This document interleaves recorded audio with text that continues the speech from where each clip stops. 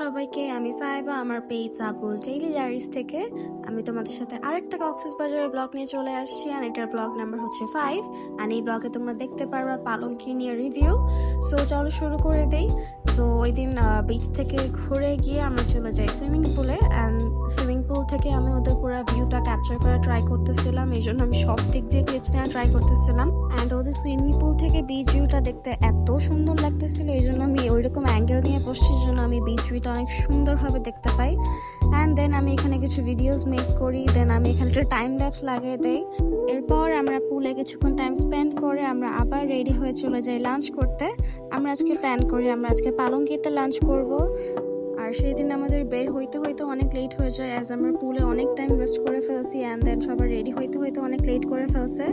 And somehow আমরা 4টার দিকে পালঙ্কিতে গিয়ে পৌঁছাই। অ্যান্ড এরপর গিয়ে আমাদের অনেক তাড়াতাড়ি অর্ডার দেওয়া লাগে, কজ অনেক আইটেম ছিল না, অনেক আইটেম শেষ হয়ে যাচ্ছিল। সো আমরা এখান থেকে ফার্স্ট অফ অল ওদের অনেক কিছু ভর্তা অর্ডার দিই।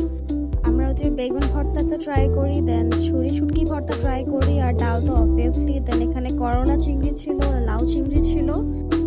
আর যেহেতু আমাদের লেট হয়ে গিয়েছিল, সো আমরা ওই দিন পাতর ইলিশটা পাই নাই, আমরা সর্ষে ইলিশটা নেই, অ্যান্ড সেটা অনেক মজা ছিল। দেন এখানে আমরা কোরাল মাছ নিয়েছিলাম, দ্যাট ওয়াজ অলসো গুড। মুরগি ছিল, গরু ছিল, ওগুলো একদম নর্মাল ছিল। অ্যান্ড ওদের এই জিলাপিটা তো বেস্ট। অ্যান্ড সেই দিন খাইতে খাইতে আমরা সানসেট মিস করি, অ্যান্ড এরপর চলে যাই একটা রেস্টুরেন্টে। সেই ব্লগ তোমরা নেক্সটে দেখতে পারবা। আজকের ব্লগ এই পর্যন্তই। আল্লাহ হাফেজ সবাইকে।